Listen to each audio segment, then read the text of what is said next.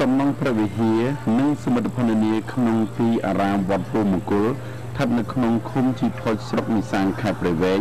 ដែលបានស្ថាបនាហើយរួចរាល់ក្រោមកម្លាំងមហាសាមគ្គីពីសំណាក់ព្រះសង្ឃនិងប្រជាពលរដ្ឋដែលជាពុទ្ធបរិស័ទមកពីគ្រប់ទិសទីទាំងក្នុងនិងក្រៅប្រទេសចំណាយអស់ថវិកាជាង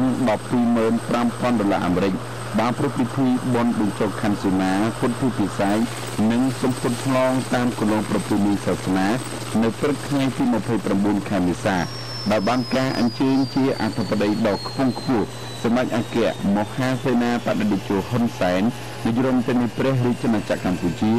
ព្រមទាំងវត្តមានឯកឧត្តមលោកជំទាវអិសរាជជនជាន់ខ្ពស់តំណាងគ្រប់ស្ថាប័នរបស់ព្រះរាជាណាចក្រកម្ពុជាព្រមទាំងពុទ្ធបរិស័ទនិងប្រជាពលរដ្ឋចំណុះជើងវត្តពោធិ៍មង្គលជាច្រើនរូបថ្នាក់ដឹកនាំប្រសង់និងប្រជាពលរដ្ឋក្នុងខេត្តព្រៃវែងពិតជាមានមោទនភាពដ៏ខ្ពង់ខ្ពស់បំផុតចំពោះសមិទ្ធផលរីកចម្រើនលើគ្រប់វិស័យដែលបានកសាងឡើងក្រោមកិច្ចដឹកនាំប្រកបដោយគតិបណ្ឌិតរបស់សមាជិកជោនាយរដ្ឋមន្ត្រីក្នុងការកសាងសមិទ្ធផលសង្គមឡើងវិញបន្ទាប់ពីការបំផ្លាញដ៏ឫគល់នៃរបបប្រល័យពូជសាសន៍ប៉ុលពតពិសេសសមិទ្ធផលក្នុងទីអារាមវត្តពោធិ៍មង្គលដែលជាទីអារាមមួយត្រូវបានបំផ្លិចបំផ្លាញយ៉ាងខ្ទេចខ្ទីក្នុងរបបប៉ុលពតចាប់តាំងពីក្រោយថ្ងៃរំដោះ7មករា1979រហូតមកដល់បច្ចុប្បន្ននេះប្រទេសកម្ពុជាមានវត្តអារាមចំនួន4553វត្តនិងមានព្រះសង្ឃចំនួន53,252អង្គក្នុងនោះគណៈមហានិកាយមាន4380វត្តមានព្រះសង្ឃចំនួន51,872អង្គនិងគណៈធម្មយុត្តកនិកាយមានចំនួន173វត្តនិងមានព្រះសង្ឃចំនួន1385អង្គ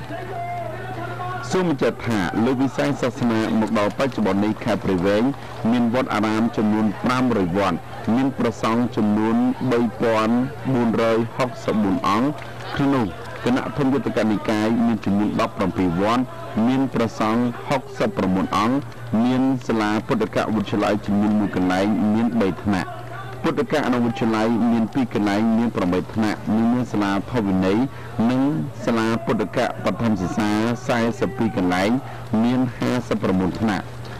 សមិទ្ធផលដ៏ថ្លៃថ្លាទាំងនេះបានបង្ហាញឲ្យឃើញពីកិច្ចខិតខំប្រឹងប្រែងអស់ពីកម្លាំងកាយចិត្តពីសំណាក់សមាជអគ្គមហាសេនាបតីតេជោហ៊ុនសែននៅលើជំទាវគតិព្រឹទ្ធបណ្ឌិតបុរីហ៊ុនសែនមានការចូលរួមដោយកម្លាំងមហាសាមគ្គីពីសំណាក់ប្រសង់និងប្រជាពលរដ្ឋទាំងក្នុងនិងក្រៅប្រទេសក្នុងការកសាងសមិទ្ធផលសង្គមឡើងវិញពិសេសសមិទ្ធផលក្នុងទីអារាមវត្តពោធិ៍មង្គលគឺជាសកម្មភាពជាក់ស្ដែងដែលបានធ្វើឲ្យទីអារាមនេះមានការរីកចម្រើន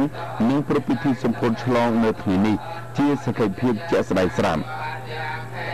ជាមួយនឹងវត្តមានដ៏ថ្លៃថ្លារបស់សម្ដេចតេជោនាយរដ្ឋមន្ត្រីនៅពេលនេះគឺជាកម្លាំងជំរុញលើកទឹកចិត្តដល់ថ្នាក់ដឹកនាំមន្ត្រីរាជការកងកម្លាំងប្រដាប់អាវុធពិសេសប្រជាពលរដ្ឋខេត្តព្រៃវែងចូលរួមអនុវត្តឲ្យកាន់តែមានប្រសិទ្ធភាពធ្វើឡើងថែមទៀតនៅកម្មវិធីនិងគោលនយោបាយរបស់រដ្ឋាភិបាលក្រោមការដឹកនាំប្រកបដោយគតិបណ្ឌិតរបស់សមាជអគ្គមហាសេនាបតីតេជោហ៊ុនសែនក្នុងការស្ដារនិងអភិវឌ្ឍសមិទ្ធផលនានាក្នុងខេត្តព្រៃវែងឲ្យកាន់តែមានការរីកចម្រើនពិសេសជីវភាពរស់នៅរបស់ប្រជាពលរដ្ឋកាន់តែមានភាពសម្បូររុងរឿងធ្វើឡើងថែមទៀតពីមួយថ្ងៃទៅមួយថ្ងៃ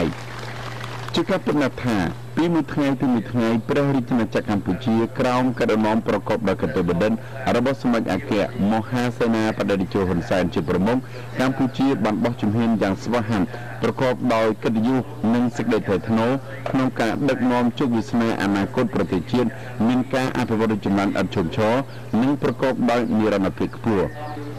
បើទោះបីជានៅឆ្នាំ2009-2010កម្ពុជាប្រឈមយ៉ាងខ្លាំងក្លាទៅនឹងឥទ្ធិពលនៃវិបត្តិហិរញ្ញវត្ថុអន្តរជាតិនិងការធ្លាក់ចុះនៃសេដ្ឋកិច្ចពិភពលោកការរីករាលដាលនៃជំងឺឆ្លងការរំលោភឈ្លានពានពីសំណាក់ទាហានសៀមមកកាន់តំបន់ព្រំដែនប្រាសាទព្រះវិហារក្នុងឆ្នាំ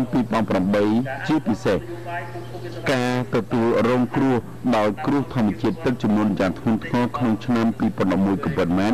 ប៉ុន្តែកម្ពុជាបានជំនះដោះស្រាយនៅបញ្ហាប្រឈមដែលជាឧបសគ្គដ៏ធំបំផុតនៃការអភិវឌ្ឍសេដ្ឋកិច្ចសង្គមតាមការដាក់ចេញជាបន្ទាន់នៅគោលនយោបាយនិងវិធានការចាំ បាច់នានាដោយរសារបាននៅគណៈសេដ្ឋកិច្ចប្រចាំឆ្នាំ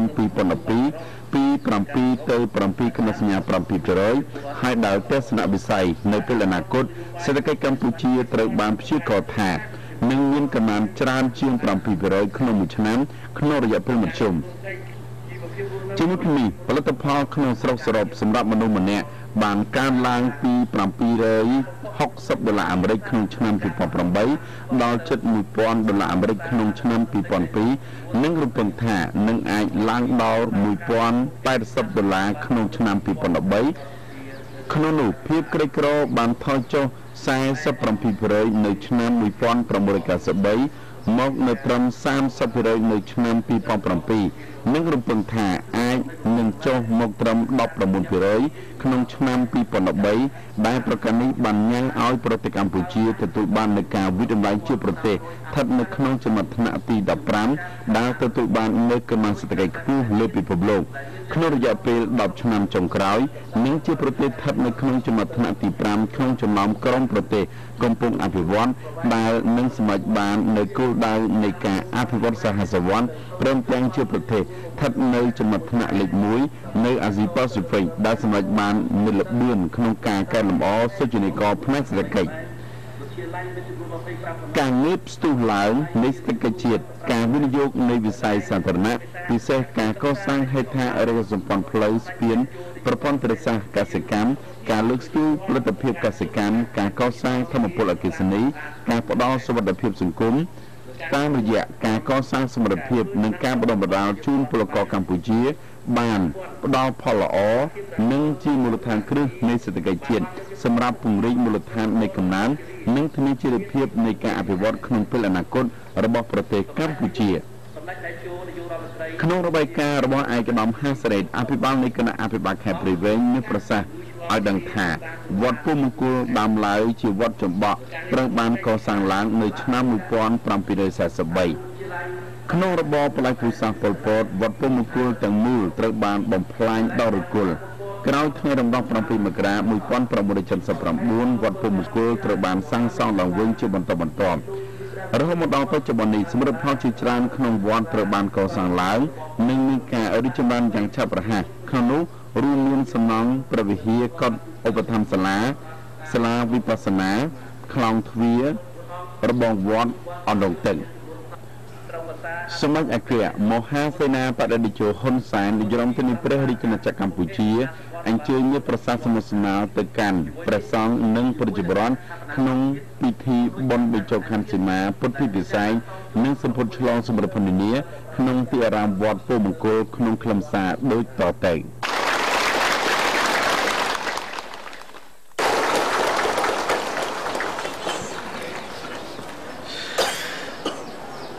ជាដំបូង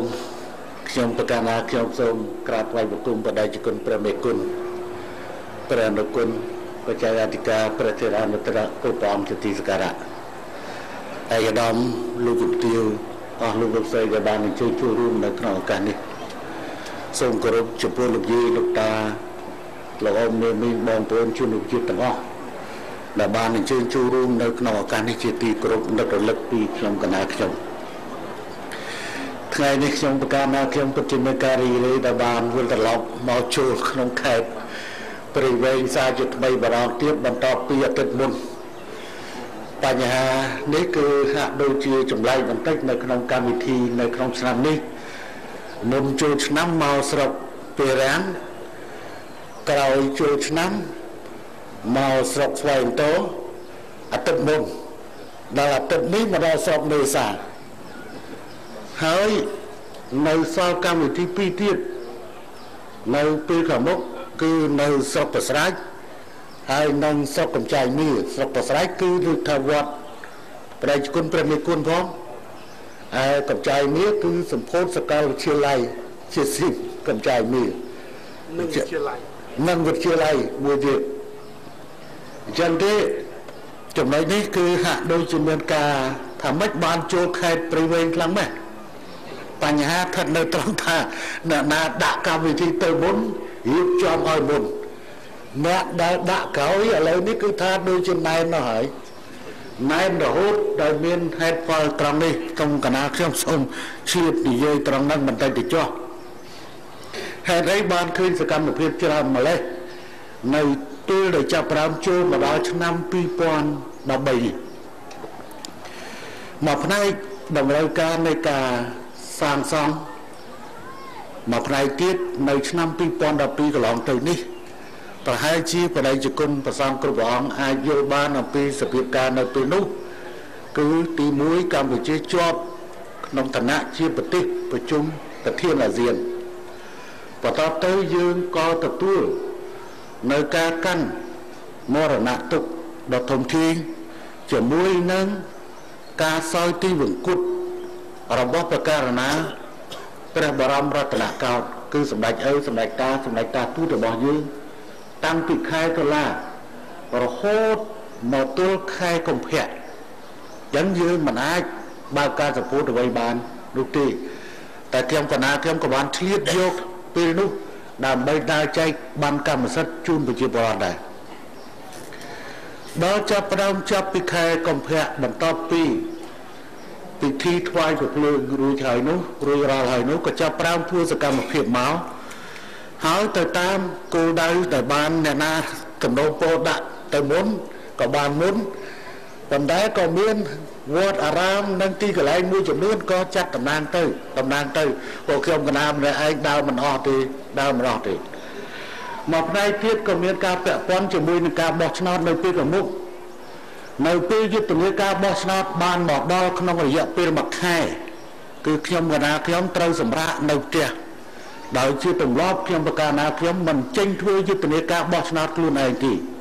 អញ្ចឹងទុកឲ្យសហការីនៅក្នុងគណៈបកប្រជាជនគឺធ្វើយុទ្ធនាការបោះឆ្នោតដូច្នេះរយៈកាល1ខែចាប់ពីថ្ងៃ27ខែមិថុនាទៅទល់នឹងថ្ងៃ28ខែកក្កដាគឺថ្ងៃបោះឆ្នោតកម្មគណៈខ្ញុំអត់មាននិយាយសម្លេងអីនោះទេអញ្ចឹងបានតែគេថាកម្មវិធីទាំងឡាយត្រូវធ្វើឲ្យរួចរាល់មុនថ្ងៃឃោសនាបោះឆ្នោតបានមកដល់ពួកខ្ញុំគណៈខ្ញុំអត់ចេញឃោសនាបោះឆ្នោតទេទុកឲ្យសមាជិកាគណៈបព្វជិជនចេញឃោសនាបោះឆ្នោតចោះអានឹងជាទម្លាប់របស់ខ្ញុំគណៈខ្ញុំតាំងពីឆ្នាំ1998មកអញ្ចឹងទេបានជាកម្មវិធីក្រំតែអាទិត្យនេះដូចជាឃើញកម្មវិធីទៅដល់ខេត្ត3ខេត្ត1គឺទៅវែងនឹងឯងមេសានមុនគេហើយខាងស្អែកនេះដូចទៅក្រុងសឺននោះហើយដល់ទៅថ្ងៃ2នោះដូចនៅអីមួយមុតទៅកំពង់ចាមវិញគឺថាផ្លោះគ្នាអញ្ចឹងដំណើរហើយអញ្ចឹងចិត្តដំណើរទៅថ្ងៃនេះខ្ញុំកាលណាខ្ញុំទុកជាមានការរីករាយហើយអរគុណជាមួយនឹងបដិជគុណព្រះចៅអធិការក៏ដូចជាគណៈកម្មការអាចារ្យវត្តព្រមទាំងសប្បុរសជនជាពិសេសអាដាមនុតសានដែលជាប្រធានក្រុមការងារដែលចុះជួយស្រុកមេសាននេះហើយដែលមានចំណែកច្រើននៅក្នុងការកសាងព្រះវិហាររបស់យើងនេះបានផ្ដល់នៅកិត្តិយសសម្រាប់ខ្ញុំបកាណាខ្ញុំនៅក្នុងការកាត់ឫសសីមាជាកិច្ចបង្ហើយបុណ្យនៅថ្ងៃនេះតែបង្ហើយនៅពេលព្រឹកយប់នេះគឺអត់បានបង្ហើយទេព្រោះថាតន្ត្រីស្រុកស្រែរបស់ទូបាយ័នគេមកលេងនៅកន្លែងនេះហើយមិនបានជួបនាយកុយនិងនាយឃ្លោកអញ្ចឹងបានសក្តិថាថ្ងៃនេះគឺមានកំ pl ែងរបស់ក្រុមនាយកុយនិងនាយឃ្លោកគេមានវត្តមាននៅទីនេះហើយឆាកនៅតាណាដែរហ៎ឆាកនៅតានោះពោធម្មតាគឺថាទូបាយ័នហ្នឹងគឺថាតន្ត្រីស្រុកខ្សែហ្នឹងអានេះគេមានបច្ចេកជាប្រៃតាំងពីកការតាំងពីនេះមកគឺថាមានព្រោះចុះមកម្ដងគឺថាគេត្រូវចំណាយច្រើនណាស់គេត្រូវចំណាយច្រើនដោយសារតែសិល្បករសិល្បករនីនោះគឺគេបោលេងច្រើនអញ្ចឹងទេប្រជាពលរដ្ឋបន្ទាប់ពីការសប្បាយរីកនៅក្នុងថ្ងៃនេះជាមួយនឹងកិច្ចបង្ហើយបុណ្យក្នុងការកាត់ឫសសីមារួចហើយនោះគឺយើងនឹងសប្បាយរីកនៅពេលនេះហើយសង្ឃឹមថាយុគនេះប្រហែលជាមិនភ្លៀងទេអត់ទេមិនដឹងថាយ៉ាងម៉េចយើងគិតថាព្យាករអូតូនិយមនឹងគឺសម្រាប់ពាក់កណ្ដាលខែ5បានសក្តិថានៅ2អាទិត្យទៀតគឺ រដូវវស្សានឹងចូលម្ដងក៏ប៉ុន្តែតាមរយៈការហោះហើររបស់ខ្ញុំកាលណាខ្ញុំបាញ់មិញគឺទឹកនៅពេញស្រែទាំងអស់ទឹកនៅពេញស្រែទាំងអស់ចឹងទេមកមុនបន្តិចក៏ល្អជាងមិនមកឥឡូវនេះបានឃើញនៅការដែលប្រជាពលរដ្ឋរបស់យើងមិនដឹងថាតើជាស្រូវប្រាំងដំណាក់កាលទី2ឬក៏ជាស្រូវបកើរដូវទេមកផ្នែកច្រូតស្រូវប្រាំងកំពុងចូលស្រូវប្រាំងតែមកផ្នែកទៀតក៏មានស្រូវក្បែរហ្នឹងដែរខ្ញុំមិនទាន់ច្បាស់ថាតើជាស្រូវបកើរដូវឬក៏ជាស្រូវប្រាំងដំណាក់កាលទី2ប៉ុន្តែទោះបីស្រូវប្រាំងដំណាក់កាលទី2ឬស្រូវបកើរដូវគុំតែស្រូវដូចគ្នាណាចូលចង្រប់ចូលឆ្នាំងដូចគ្នាណាពេលតែគ្នាឲ្យតែធ្វើបានខ្ញុំទៅកាលណាខ្ញុំសូមសម្ដែងនៅការកោតសរសើរចំពោះការខិតខំទាំងអស់របស់បដិជគុណព្រះសង្ឃគ្រប់ព្រះអង្គក៏ដូចជាគណៈកម្មការអាចារ្យវត្តព្រមទាំងសប្បុរសជនទាំងអស់ដែលបានកសាងខិតខំកសាងនៅសមិទ្ធផលនានានៅក្នុងវត្តពូមង្គលរបស់យើងនៅក្នុងឃុំជីផុចហើយដែលតាមរបាយការណ៍របស់អាដាមហាសរ៉េតថាវត្តនេះបានចាប់កំណើតតាំងពីឆ្នាំ1743ដែលគិតរាល់ពេលនេះគឺមានចំណាស់រហូតទៅដល់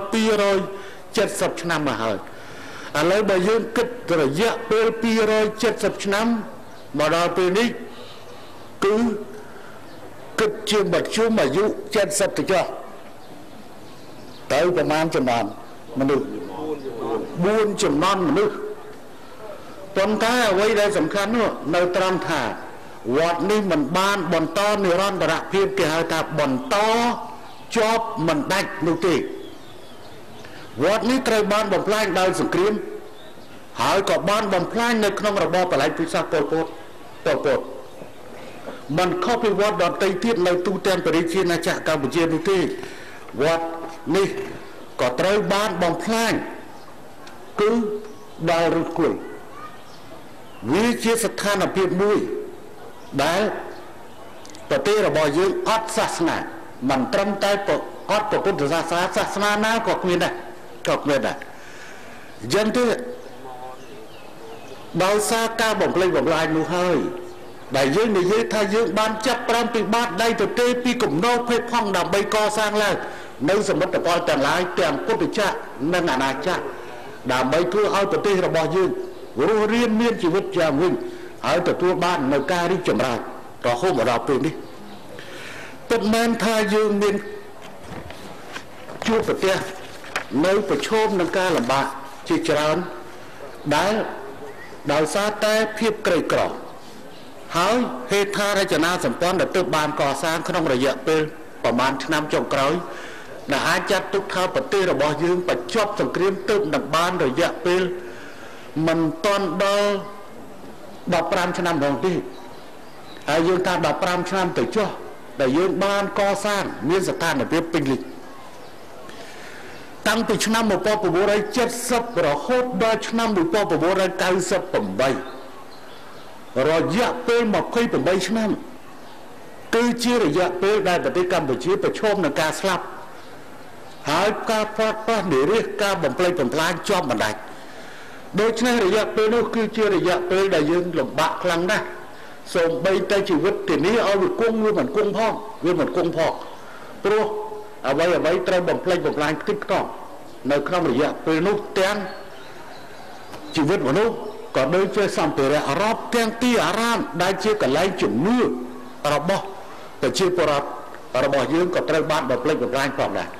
ក៏ប៉ុន្តែតាមរយៈ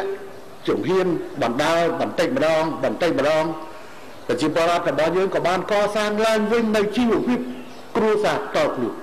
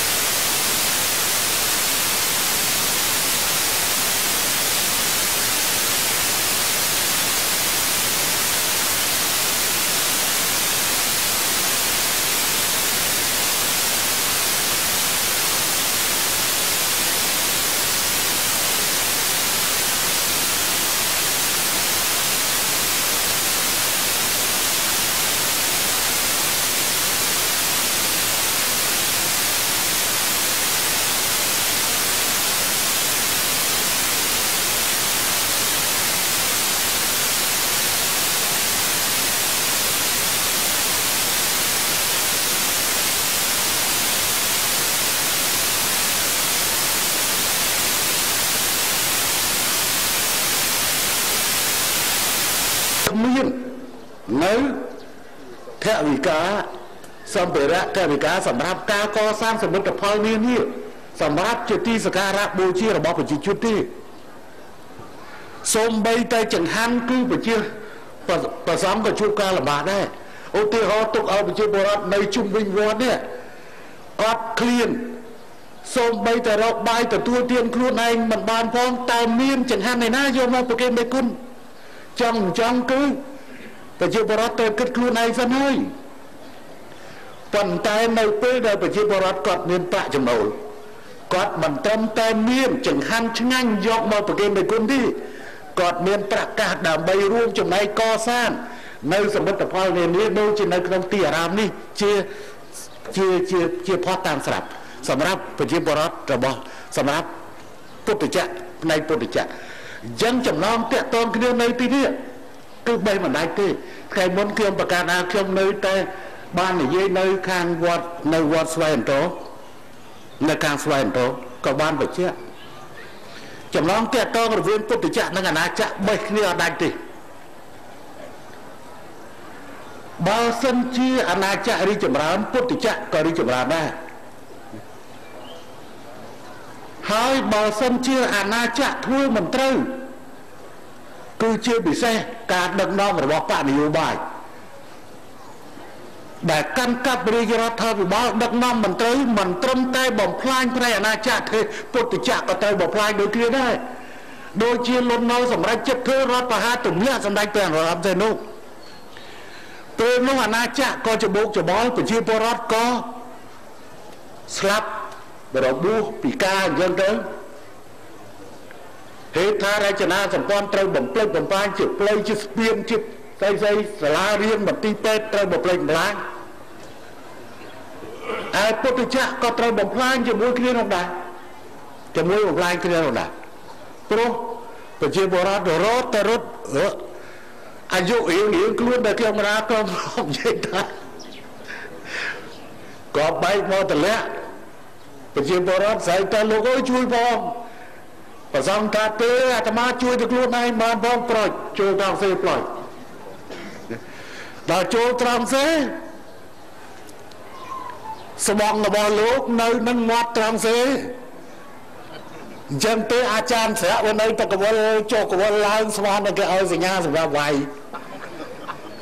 ហើយលោកចូលទៅក្នុងត្រង់សេលោកមានតែលីអូមានលីអូឯណាមទៅខ្លួនទេ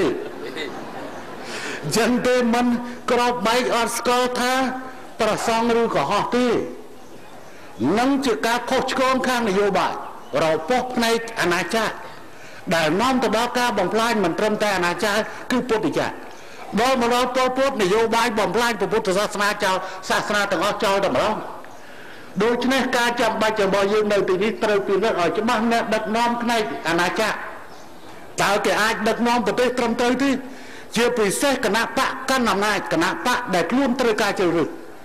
តើបោះដើម្បីផ្ទេរពីសន្តិភាពទៅកាន់សង្គ្រាម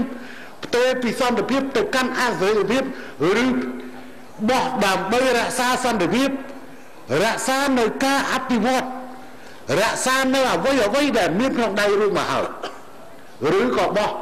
ទៅតាមការសន្យាខ្យល់ហើយនឹងកំពុងតែគម្រាមកំហែងនាំមកនៅអស្ថិរភាពសម្រាប់ប្រទេសកម្ពុជាដោយសារអាចនឹងមានចំនួនផ្ទៃក្នុងកើតឡើងបន្ថែមទៅដោយចំនួនជាមួយប្រទេសជិតខាងព្រោះមួយថ្ងៃលក់ដីរាជរដ្ឋាភិបាលគណៈបកប្រជាជនលក់ដីឲ្យបរទេសប៉ុណ្ណេះប៉ុណ្ណោះគេនឹងវាយយកដីនេះដីនោះអញ្ចឹងទៅប្រទេសកម្ពុជាកំពុងតែប្រឈមមុខនឹងសង្គ្រាមមួយថ្មីហើយក៏កំពុងប្រឈមមុខជាមួយនឹងសង្គ្រាមក្នុងស្រុកទៀតបងព្រោះអីមិនតាន់បានអីបងត្រៀមចាប់ដាក់គុកហើយស្មានតែរួចខ្លួនអ្នកទាំងអស់ហ្នឹងបើសម្ដីប៉ុណ្ណឹងមកដល់ហើយសម្ដីប៉ុណ្ណឹងយើងត្រូវពិនិត្យមើលឲ្យច្បាស់អស់ចំណុចនេះហើយថ្ងៃមុនខ្ញុំកណ្ដាលខ្ញុំនិយាយនៅនេះខ្ញុំឲ្យក្រុមកណ្ដាលខ្ញុំថាលោកអូនខ្ញុំថាឥឡូវមិនបាច់ឲ្យលោកនេះទៅលោកអូនណាគេថាគណៈបព្វជិជននឹងខ្វះធនធានមនុស្សសម្រាប់ធ្វើនាយករដ្ឋមន្ត្រីដាក់តែមួយនឹងមកដាក់តអូនសែននឹងមកហើយមិញនឹងហាសរ៉េតនឹងក៏បានថាកំតសម្រាប់អាណត្តិទី5និងអាណត្តិបន្តឥឡូវសូមមើលអាណត្តិទី5សិនអាណត្តិបន្តមិនដឹងថាកម្លាំងរត់ដល់មិនដល់ព្រោះ ព្រោះឥឡូវហ្នឹងគឺថាជ្រៀលជ្រៀលហើយបើនិយាយតាមអានេះណែកាលពីចាប់ផ្ដើមហ្នឹងគឺថាវាដូចជាការចាប់ផ្ដើមធ្វើនយោបាយតែតែដឹកនាំកម្លាំងតស៊ូតែម្ដងនៅអាយុ25ឆ្នាំនេះចូលទៅរដ្ឋមន្ត្រីការបរទេសនៅអាយុ27ធ្វើបកនាយករដ្ឋមន្ត្រីនៅអាយុ29ដល់ធ្វើនាយករដ្ឋមន្ត្រីអាយុ32ឥឡូវនេះកាល32និយាយពីកម្លាំងពលមកបាច់ចាំស្អីកម្លាំងពលតាំងពីតំ40 50អីកម្លាំងពលប៉ុន្តែឥឡូវធូរអន់ទៅ driver ឥឡូវវាយបានឆ្ងាយអស់ហើយគឺថា240កាលពីមុន driver ដាក់ឲ្យទៅចេញទៅអាឡូតារាងថ្មីហ្នឹងដាក់ចេញទៅផុតអាគល់ខ្នោតលេងសេនវេតមួយទៀតអនហើយមានអា Eagle Pass ហ្នឹងទៀតប៉ុន្តែឥឡូវអត់ទេក្បាលពោះកាន់តែធំរឿងយ៉ាប់នៅក្បាលពោះធំនឹងមកអញ្ចឹងទេបានជាគេថាគណៈបព្វជិជនគាត់ទួមទានមនុស្សដាក់តែគុំសែននឹងមកបណ្ដាក់អ្នកផ្សេងមកគេសបោខ្ញុំកណាខ្ញុំក៏បានប្រាប់គេត្រឡប់ទៅវិញថាលោកប្អូនកុំល្ងងពេកបើគេដាក់មនុស្សអន់ហើយគឺឆាប់ឈ្នះហើយខ្ញុំកណាខ្ញុំសូមបញ្ជាក់បន្តិចថែមទៅតធនធានមនុស្សសម្រាប់ធ្វើនយោបាយរដ្ឋមន្ត្រីឧទាហរណ៍មិនល្បាតទេឬប្រមាណក៏បានដែរជានយោបាយរដ្ឋមន្ត្រីឧទាហរណ៍ឬរដ្ឋមន្ត្រីឧទាហរណ៍មិនល្បាតទេព្រោះបានតែតាំងខ្លួនជានយោបាយរដ្ឋមន្ត្រីឧទាហរណ៍ប៉ុន្តែនយោបាយរដ្ឋមន្ត្រីពិតប្រាកដទៅជាការល្បាតធ្វើរដ្ឋមន្ត្រីពិតប្រាកដធ្វើជាការល្បាតទៅជាការល្បាតចឹងទេបញ្ហានេះមិនមែនឃោសនាទេក៏ប៉ុន្តែរឿងវាអញ្ចឹងព្រោះគេលើកមកអញ្ចឹងយើងថាបដ ாய் ទៅណាហើយសង្ឃឹមថាដោយសារគាត់បាននិយាយថាគាត់ជួលគ្រូកាណាដាបង្រៀនគាត់3ថ្ងៃឬមួយអាទិត្យមុនពេលមកធ្វើនយោបាយសង្ឃឹមថាឲ្យគាត់ទៅហៅគ្រូនឹងមកបង្រៀនថែមបន្តិចទៀតចាំធ្វើនយោបាយបើគេដាក់មនុស្សអន់ហើយចាំទៅឈ្នះតាណាចាំឲ្យឈ្នះអាហ្នឹងគឺថាមិនលេបខាយទេព្រោះតែគាត់និយាយវាជ្រុលអាហ្នឹងគឺប៉ុន្តែវាតាក់ទងចំណងតាក់ទងវាអញ្ចឹងបដិជគុណបើសិនជារាជរដ្ឋាភិបាលគណៈបកកណ្ដាលអំណាចដែលដឹកនាំរាជរដ្ឋាភិបាលមិនផ្ដល់ឱកាសទេគឺមិនត្រឹមតែគ្មានការរីកចម្រើនទេត្រែមទាំងបំផ្លាញតែម្ដងហើយឧទាហរណ៍សម័យលន់នល់និងសម័យប៉ុលពតជាក់ស្ដែងបានឃើញជាក់ស្ដែងហើយប៉ុន្តែសម័យក្រោមការដឹកនាំរបស់សម្ដេចជាស៊ីនសម្ដេចហេងសំរិនក្រោមការដឹកនាំរបស់ខ្ញុំបណ្ដាខ្ញុំដែលរួមជាមួយគ្នានេះគឺបើកឱកាសសម្រាប់ការជឿរបស់ប្រជាជនមិនថាពុទ្ធសាសនានិងសាសនាដទៃទៀតដែលមានទាំងអ៊ីស្លាមមានទាំងគ្រឹះហើយមានគេហៅថាជំនឿតាមបែបផ្សេងគ្នាក្នុងសូម្បីតែក្នុងពុទ្ធសាសនារបស់យើងមាននិកាយធម្មនេមហានិកាយនិងធម្មយុត្តនិកាយឯចំពោះក្នុងសាសនាអ៊ីស្លាមក៏មាននិកាយច្រើនឯសាសនាគ្រិស្តក៏មាននិកាយច្រើនការរួមរស់នៅជាមួយគ្នាដោយគ្មានសង្គ្រាមសាសនានោះទេយ៉ាងទៅត្រូវពិនិត្យទៅលើបញ្ហានេះមុននឹង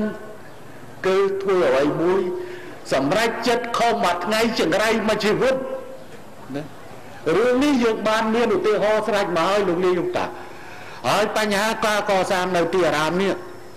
ខ្ញុំកណាខ្ញុំនៅតែមានមោទនភាពអំពីនយោបាយរបស់គណៈបព្វជិជនតាំងពីដើមដល់ចប់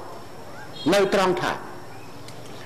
มันគ្រាន់តែជាបញ្ហាដាច់ដោយឡែកនៃជំនឿការថ្វាយបង្គំដែលជាគ្រឿងញៀនដែលជាទីសក្ការៈរបស់ប្រជាជនជាគ្រឿងញៀនរបស់អ្នកជឿប៉ុន្តែជាផ្នែកមួយនៃគោលនយោបាយសម្រាប់មនុស្សចាស់យុវជននិងកុមារព្រោះលោកយាយលោកតាចាស់តើត្រូវការអីត្រូវការទៅវត្តយកបើអត់មានវត្តផងទៅណាទៀតនឹងលោកយាយលោកតាចាស់ឲ្យទៅចាប់ប្រាំចាស់ទៅវត្តហ្នឹងមិនថាពុកម្ដាយខ្ញុំកណាខ្ញុំទេណាឥឡូវហ្នឹងគឺថាពុកខ្ញុំកណាខ្ញុំទោះបីតែគាត់នៅលើក្រេក៏ដោយគឺថាគាត់នៅតែយន់ចោលឡើយទេនៅសូត្រធម៌បាទដាក់ប៉ុន្តែត្រូវដកអុកស៊ីគាត់ព្រោះពេលនេះគេបិទ ទៅបិទហើយទៅអាចនិយាយរួចអញ្ចឹងចាប់ដៃភ្លាមគឺថាតយ៉ាងតោឲ្យមកចូលឆ្នាំ3ចូលឆ្នាំ3ហើយប្រហែលតែឆ្នាំហ្នឹងឆ្នាំមួយឆ្នាំក្រោយឆ្នាំ2ឆ្នាំ2អញ្ចឹងទេជាផ្នែកមួយនៃគោលនយោបាយរបស់មនុស្សចាស់ហើយមនុស្សចាស់មួយចំនួនក៏ត្រូវពឹងពាក់អាស្រ័យទៅលើទីអារាមលោកយាយលោកតាមួយចំនួនដែលគ្មានទីពឹងក៏ត្រូវមកផ្អែកទៅធ្វើជាយាយជីធ្វើជាអាចារ្យនៅតាមវត្តអារាមក៏ស្នាក់នៅទីនោះតែម្ដងស្នាក់នៅទីនោះតែម្ដងអញ្ចឹងទេគណៈបកប្រជាជនគ្មានគោលនយោបាយយកលុយដាក់កប៉ៅឲ្យនរណាទេក៏ប៉ុន្តែនេះជាផ្នែកមួយនៃការទ្រទ្រង់សម្រាប់មនុស្សចាស់ពីណាត់មើលទូទាំងប្រទេសដែលមានជាង4ទីអារាមនេះគឺឧបាសកឧបាសិកាប្រមាណទៅដែលពឹងពាក់លើទីអារាមរាប់លាននេះត្រូវពឹងពាក់លើទីអារាមសម្រាប់ការធ្វើបុណ្យទៅទៀតហើយក៏មានរាប់ម៉ឺននេះដែលទៅរស់នៅតាមវត្តនៅតាមទីអារាមដែរនៅតាមទីអារាមក្រៅពីនោះដែលបានជួយទៅដល់កុមារនិងយុវជនដែលត្រូវការបួសរៀននិងត្រូវការបីបាច់ថែទាំពីសំណាក់ព្រះសង្ឃ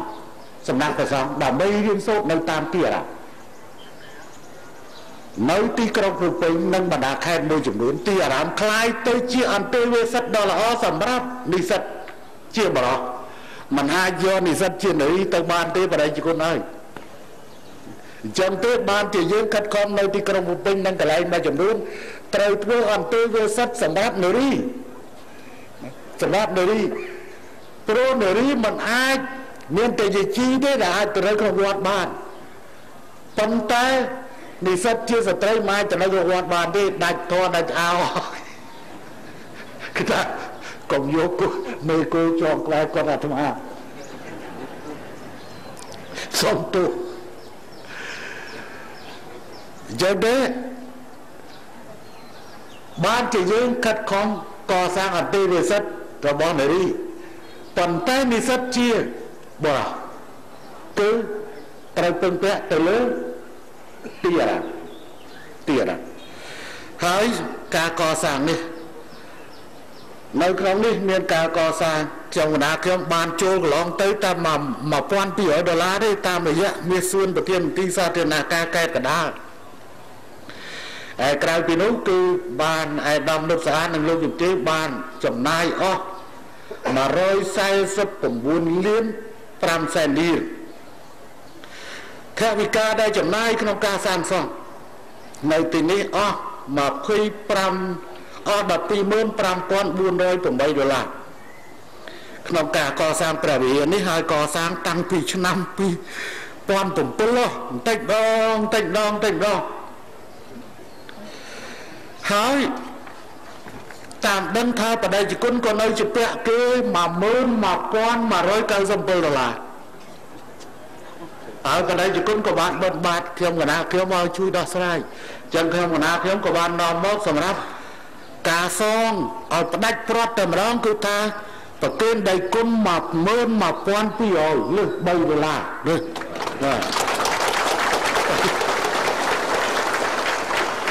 ហើយចាត់ទុកថាញាតិញោមទាំងឡាយបានចូលរួមជាមួយខ្ញុំកណាខ្ញុំលុយខ្ញុំកណាខ្ញុំទេប៉ុន្តែខ្ញុំកណាខ្ញុំចាត់ទុកថានេះជាការចូលរួមចំណែកពីញាតិញោមទាំងអស់ថ្ងៃនេះដើម្បីប្រគេនបដិជគុណសម្រាប់យកទៅសងគេឲ្យជាប់រឿងហើយក៏អនុមោទនាយកវគ្គផលពី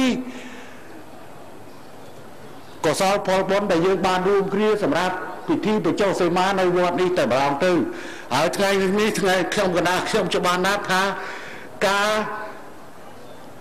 មកសម្ពោធអស់តម្លៃតែមួយទេប៉ុន្តែជូនថែមទៀតដល់ទៅ2កាលនៅវត្តនៅស្វាយអន្តរក៏ដូចគ្នាដែរពេលហ្នឹងអស់ទៅជាង10,000នេះដល់ទៅត្រូវកសាងថែមទៀតទាំងសាលាទាំងស្អីហ្នឹងគិតតម្លៃទៅប្រហែលជាជិត30,000ពួកគាត់ថាអា2ជាន់ហ្នឹងមិនដល់2មួយហ្នឹងឯនោះមួយអូនៅទួលសពីអូរងអើអាហ្នឹងកាន់តែអរិយណែត្រឡប់ទៅវិញសម្ពោធអត់សមិទ្ធផលជាង20,000ដល់ទៅជូនថែមទៀតនោះទៅជារឿង ចាំបាច់ថែមទៀតព្រោះហ្នឹងទៅជំនាញមកដល់ហើយបើមិនឲ្យអីសោះមិនកំកើតតែច្រើនគឺទៅមានហើយសំណុំពោនោះមកពោប៉ុន្តែក៏ឲ្យសារដឹងចិត្តថាដោយសារតាអាត្មាបិណ្ឌបាតបានបាទអាត្មាបិណ្ឌបាតនោះបាទអាត្មាបិណ្ឌបាតបានមិនបាច់ចាំនេះហើយដែលគុណបិណ្ឌបាតបានតែសមាជិកសមាជិកាមេដឹកនាំគណៈបព្វជិជនតែប៉ុណ្ណោះមិនអាចបិណ្ឌបាតអ្នកដទៃទេឥឡូវគេមិនធ្វើជាមួយនឹងគុណទេហើយម្យ៉ាងទៀតគេថាដែលគុណនឹងបោះឆ្នោតអីជួយគណៈបព្វជិជនផងគេមិនឲ្យទៀតសង្ស័យអីឈ្មោះហ៊ុនសែននេះហ្នឹងគេវាយចោលដល់ពេលគេឈ្នះព្រោះគេស្អប់ដល់ប៉ុណ្ណឹងណាអូយហើយបើនិយាយពីនៅក្នុងបេសាងនេះសុទ្ធតែវិទ្យាល័យរបស់ខ្ញុំគណៈខ្ញុំទាំងអស់3វិទ្យាល័យខ្ញុំគណៈខ្ញុំទៅទាំងអស់នោះនៅបេសាងវិទ្យាល័យទាំង3ហើយសុទ្ធតែមានអគារ2ជាន់ទាំងអស់អញ្ចឹងអគារ2ជាន់សុទ្ធតែអគារ2ជាន់ទាំងអស់ហើយមានហោសនៅក្នុងទៀតយ៉ាងហើយណាគេវាយហោសនឹងវត្តចោលណាហោសនឹងផ្លាកហ៊ុនសែនណាហ៊ុនសែនយើងបានឃើញលន់នៅធ្វើរដ្ឋប្រហារព្រឹបគ្រាន់តែវិទ្យាល័យព្រះស៊ីសវត្តគេដូរឈ្មោះទៅជាវិទ្យាល័យស្អីនោះដូនពេញវិទ្យាល័យយកកណ្ដោដូរទៅជាវិទ្យាល័យ18មីនាដូរឈ្មោះព្រឹបដល់អាពតស្អីដែលជាការសំណល់សង្គមចាស់វាយចោលទាំងអស់ឥឡូវក៏បើមានការផ្លាស់ប្ដូរបែបនោះអីណាព្រោះសមិទ្ធផលក៏គណៈបព្វជិជនច្រើនណាស់ឥឡូវគាត់នៅខេត្តព្រៃវែងមានសាកលវិទ្យាល័យមួយហៅថាសាកលវិទ្យាល័យជាស៊ីមកំចាយមាសអញ្ចឹងគឺថាវត្តខ្ទេចហើយក្នុងសាកលវិទ្យាល័យនោះមានសប្បុរសជនណាតែងតែមានដាក់ឈ្មោះសប្បុរសជននោះអញ្ចឹងវាយខ្ទេចទៀតអាហ្នឹងគឺជារឿងមួយព្រោះឥឡូវដូចជាសង្គ្រោះថ្មិញមកខ្ញុំណាខ្ញុំសូមអរគុណជាមួយនឹងការខិតខំទាំងឡាយអាដាមហាសរ៉េតបានធ្វើរបាយការណ៍ហើយពាក់ព័ន្ធជាមួយនឹងបញ្ហាទាំងឡាយដែលបានកើតឡើងនៅទីនេះសម្រាប់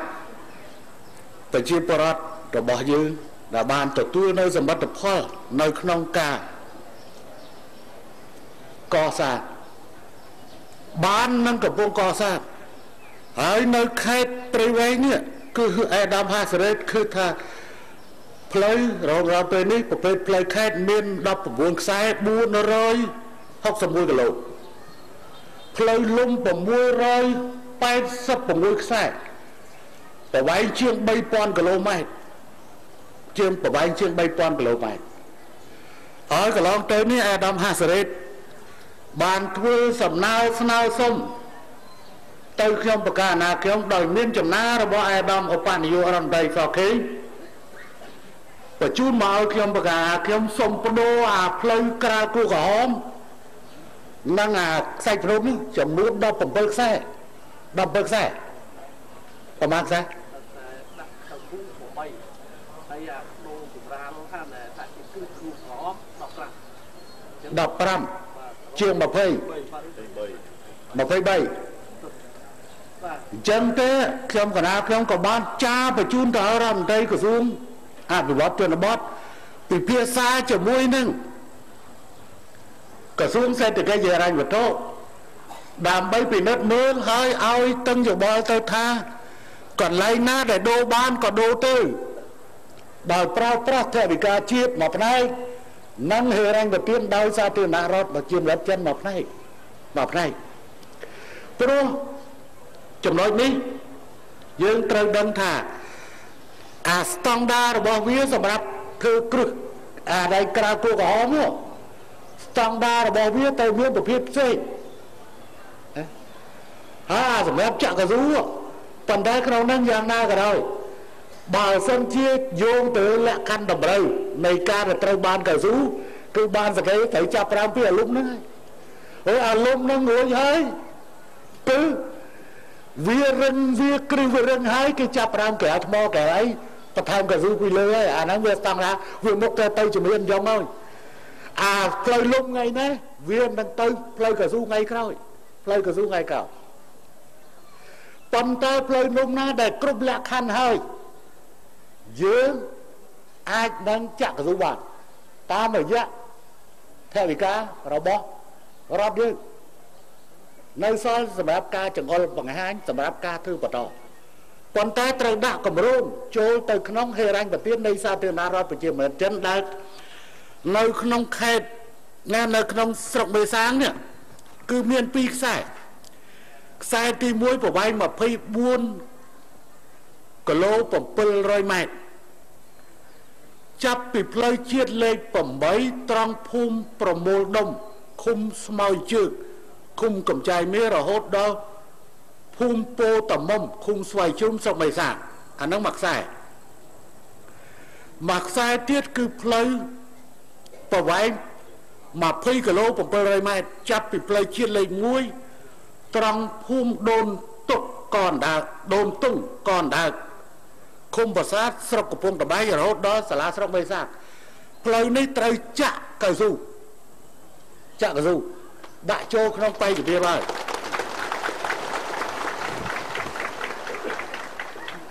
ក្រៅពីនោះគឺមានផ្លូវលំដែលកំពុងសាងសង់ចាក់មកក្នុងនេះក្រាលគ្រូក្រហម15គីឡូម៉ែត្រស្ថិតនៅឃុំស្មោងជើងឃុំស្វាយជុំឃុំស្មោងត្បូងស្រុកមេសាបានចាប់ផ្ដើមសាងសង់តាំងពីខែមករារហូតដល់ពេលនេះគឺសម្រេច 60% ហើយកម្រងទី2គឺជួសជុលក្រាលគ្រូក្រហមប្រវែង28គីឡូម៉ែត្រនិងលូគ្រប់ប្រភេទពីជាប់ពីផ្លូវជាតិលេខ8ត្រង់ផ្សារជ្រៃឃុំជ្រៃស្វាយអន្តរទៅទីរួមស្រុកមេសាអាផ្លូវនេះយើងទៅថ្ងៃមុនចូលយន្តហោះមិញតែអាផ្លូវហ្នឹងខ្ញុំសម្របពរដាក់ជាការកំណត់ចង្អុលឲ្យចាក់កស៊ូតែម្ដងណាឲ្យចាក់កស៊ូតែម្ដងសកលគឺចាក់កស៊ូតែម្ដងព្រោះខ្ញុំបាននៅនិយាយនៅស្វាយតមិនខ្ចីចេះហៅធម្មពីចាក់សិនវាល្មមចាក់កស៊ូហើយអញ្ចឹងទៅចាក់វាបដាពីនេះទៅឬក៏ពីនោះមកវា28គីឡូវាមិនអស់ប្រហែលទេប៉ុន្តែវាត្រូវការពេលវេលាអានេះវារឹងយ៉ាងម៉េចយ៉ាងម៉េចប៉ុន្តែវាកប់3ត្រូវតភ្ជាប់មកហ្នឹងឯងផ្លូវហ្នឹងធំគួរសមផ្លូវហ្នឹងគួរសមអញ្ចឹងចង្អុលអាហ្នឹងឲ្យចាក់កស៊ូផ្លូវមួយខ្សែទៀតគឺថា16គីឡូម៉ែត្រពីភូមិពោរៀងឃុំជីផុចពោរងឃុំជីផុចពោរងណាឃុំជីផុចស្រុកបេសាងទៅឃុំមុកដាស្រុកមេហែកខេត្តស្វាយរៀងតភ្ជាប់ធ្លាក់ទៅស្វាយរៀងព្រោះតាមដឹងគឺថារបៀហៃអាណែមេសាងនឹងរបៀជាប់គ្នាប៉ុន្តែគាត់ក៏ជាប់នឹងស្វាយជ្រុំដែរគាត់ទទួលផលប្រយោជន៍មេសាងទទួលផលប្រយោជន៍ពីបលាយកូនភ្លោះពួកខ្ញុំទៅជាមួយអាដាមលឹមគៀងហើយជីកអាបលាយកូនភ្លោះវាតភ្ជាប់កំពង់ត្បែងមេសាងជាមួយនឹងស្វាយជ្រុំមេហែកតភ្ជាប់ទៅទៅស្វាយជ្រុំទេខាងនោះស្វាយជ្រុំទេអាហ្នឹងកាត់ក្បែរផ្លូវជាតិលេខ1នៅមានការធ្វើមួយចំនួនទៀតហើយសំណើដែលដើរផ្ញើជូនទៅខ្ញុំកំពុងឲ្យសិក្សាកន្លែងណាផ្ទេបានក៏ផ្ទេទៅប៉ុន្តែយ៉ាងហើយណាគឺផ្ទេអាមួយនេះអា28គីឡូនេះបានយ៉ាងហើយណាថ្ងៃហ្នឹងបាននិយាយមកផ្លូវហ្នឹងដែរសម្រាប់ជូនមកផ្លូវហ្នឹងឲ្យផ្ទេពីអាកែគ្រូក្រហមជួសជុលកែគ្រូក្រហមឲ្យចាក់កស៊ូដល់ម្ដងទៅព្រោះអាហ្នឹងមានថវិកាសម្រាប់ការចង្អុលរបស់ខ្ញុំគឺទៅតាមនោះហើយអ្នកខាងក្រសួងសេដ្ឋកិច្ចហិរញ្ញវត្ថុប៉ុន្តែអាហ្នឹងគឺថាចាំបាច់ទៅមានអាហេដ្ឋារចនាសម្ព័ន្ធរបស់វាណាបើវាមិនតន់រឹងទេចាក់កស៊ូទៅវាលាយហើយវាលាយក្រៅពីនោះនៅគម្រោងរបស់ក្រសួងសាធារណការដែលចាក់កស៊ូច្រើនខ្សែទៀតច្រើនខ្សែចឹងទេយើងបន្តរួមគ្នាឲ្យសូមអរគុណជាមួយនឹងការខិតខំទាំងឡាយជាមួយនឹងការដោះស្រាយបញ្ហាបន្ទាន់ភ្លាមនៅនឹងកន្លែងដោយកាកបាទក្រហមកម្ពុជាក៏ដូចជាសហភាពសហព័ន្ធយុវជនកម្ពុជារយៈពេលកន្លងទៅនេះគឺភរិយារបស់ខ្ញុំកណាខ្ញុំបានមកទាំងល្ងាចមកស្រុកមេសាងនឹងផងហើយស្រុក ស្វែងតផងបេសាងផងដោយគាត់ចូលទៅបបភ្នំទៀតហ៎ទូរស័ព្ទទៅគាត់តែមិនទាន់ចេញដល់ផ្លូវជាតិផងម៉ោងប្រហែលយប់ហើយណាហើយនៅនេះគឺថ្ងៃនេះថ្ងៃមុនអត់មកគឺថាឯណាប្រធានសហព័ន្ធសហភាពសហព័ន្ធយុវជនកម្ពុជាខេត្តព្រៃវែងថសកានេះគឺជាប្រធានសហភាពសហព័ន្ធយុវជនកម្ពុជាហើយខ្ញុំកណាខ្ញុំសូមផ្ញើក្មួយប្រុសម្នាក់នៅខេត្តព្រៃវែងនេះផងដែរដើម្បីចូលឈ្មោះជាបេក្ខជនតំណាងរាស្ត្រនៅពេលខាងមុខនេះដែរដើម្បីរក្សានៅសមិទ្ធផលទាំងឡាយដែលឪពុកធំនិងបងប្អូនជាពិសេសសមិទ្ធផលនៃគណៈបព្វជិជនបានធ្វើពោលថាពួកយើងខ្ញុំចាស់អស់ហើយថាអាយុប្រហែលឥឡូវហ៎33ហើយ33អាយុច្រើនជាងការខ្ញុំធ្វើនាយករដ្ឋមន្ត្រីអញ្ចឹងមានក្មេងណាឃើញគេគូសអីណែគេថាគេដាក់ក្មេងដាក់គេបង្ហោះ Facebook មួយគេដាក់ដូចកូនតុក្កតាអ្នកណានៅណាកូនខ្ញុំសួរថាពុកតើតំណាងរាស្ត្ររបស់បកគេនោះគឺគេចូលធ្វើពីអាយុប្រហែលខ្ញុំបានប្រាប់វិញថាកូនកុំបើសិនគេហ៊ានមើលងាយយុវជនគឺបានសក្តិថានយោបាយគេចប់អញ្ចឹងទុកឲ្យគេមើលងាយយុវជនចុះស្អីក៏បានចាប់ផ្ដើមពីគ្រូបឋមដែរហើយស្អីក៏ចាប់ផ្ដើមពីយុវជនដែរហើយសសកានេះគឺថាជាកូនរបស់អាដាមសខេងសូមផ្ញើក្មួយប្រុសនៅនេះមួយផងមិនមែនជាបញ្ហាគ្រួសារនិយមបពុនិយមទេប៉ុន្តែត្រូវមានការគេហៅថាការបន្តវេនយើងមានតែ120កៅអីបូកជាមួយអ្នកត្រៀមបម្រុងទៀតគឺវាមានត្រឹមតែជាង200នាក់ហើយយុវជនយើងរាប់លាននាក់អញ្ចឹងត្រូវមានជំរឿជ្រើសរើសក្នុងហ្នឹងកូនឯអារម្មណ៍ជាមយាមួយក៏ទៅឈរនៅបាត់ដំបងអញ្ចឹងទេសូមផ្ញើទុកជាមួយនឹងនេះហើយអរគុណណាស់កោតសរសើរជាមួយនឹងការខិតខំដែលកន្លងទៅនេះសហភាពសហព័ន្ធយុវជនកម្ពុជាគេបានធ្វើសកម្មភាពច្រើនហើយថ្ងៃក្រោយកម្លាំងយុវជននៅនេះខ្លាំងក៏បានបើមានខ្យល់ខ្យល់អីព្រឹបភ្លាមកាយចិត្តអាហ្នឹងគ្មានអីជាខ្លាំងជាកម្លាំងយុវជនទេព្រឹបទៅហ្មងก่อนយើងនៅហ្នឹងគេមានដល់ភូមិហើយខ្សែបណ្ដាយចលនាគ្រឿងព្រឹបទៅសិតតែកម្លាំងយុវជនហ្នឹងសិតកម្លាំងយុវជនកន្លងទៅគឺទៅធ្វើអង្គសង្ក្រាន្តហ្នឹងគឺថាល្អរបស់គេពួកគេចេះធ្វើការងារយើងបដ ாய் ឲ្យគេធ្វើការងារទៅចោះគេថាយើងតាគេក្មេងប៉ុន្តែដល់ពេលការយើងពិនិត្យឃើញការចូលធ្វើរដ្ឋមន្ត្រីមកផ្ទៃដូចត្រឹមតែ30អត់ទេប៉ុន្តែការធ្វើប្រធានគាត់កាលហើយកោម30ទេគេឯងជាមួយខ្ញុំបងខ្ញុំមួយឆ្នាំបាទឆ្នាំ90វា29 78ប៉ុន្តែឥឡូវគេអាយុច្រើនជាងយើងការចំណាំនោះហើយមិនក៏គេទៅកើតគេទៅមិនកើតហើយម្យ៉ាងទៀតពួកគេរៀនសិតតែម្នាក់ពី3ប្រទេសនោះណាខាតជាប់បរិញ្ញានៅប្រាំងមកយកបរិញ្ញាជាប់ពោះនៅណែសិង្ហបុរីណាកុំអីកណាខ្ញុំបញ្ជូនទៅឲ្យធ្វើអាបាខែនោះប៉ុន្តែអត់ដល់អាយុគេជំនាញការផ្នែកគ្រប់គ្រងរដ្ឋបាលប្រសើរជាងប៉ុន្តែដាក់នៅក្នុងសភាសិននោះឲ្យជុំជើងរបស់របស់គេទៅប្រហែលអ្នកនោះជុំជើងរបស់គេ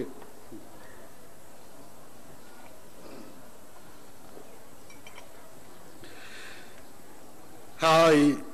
ចលនាកាកបាទក្រហមនៅទីនេះក៏ខិតខំឆ្នាំនេះមិនដឹងថាយ៉ាងម៉េចគ្រាន់តែយប់ម្សិលមួយថ្ងៃល្ងាចម្សិលមួយថ្ងៃពេលខ្ញុំកណាខ្ញុំទទួលភ្លៀងខាងក្រៅនោះគឺថាវាខ្លាំងពេកតែមានបាក់ផ្ទះនឹងស្លាប់នៅតកោ dục mình cây bộ phôn không tẹt tông tu sắp đầm bay chui sọc cột nơi tơ cao dân cứ tháp bạc tiền nơi cái này ní bạc tiền nơi cái này nô quần tay dương miên chờ nè chui ôm thom pi sầm nè các bạn có ông cam bạch chiên nơi cột nè hai phe đi là bóc trong cái nào khi ông cứ mình bàn màu ngày đi có chứ lời nó chia còn báo phần tay và bàn cây đồng một đi chơi ti đọc pram nâng màu đó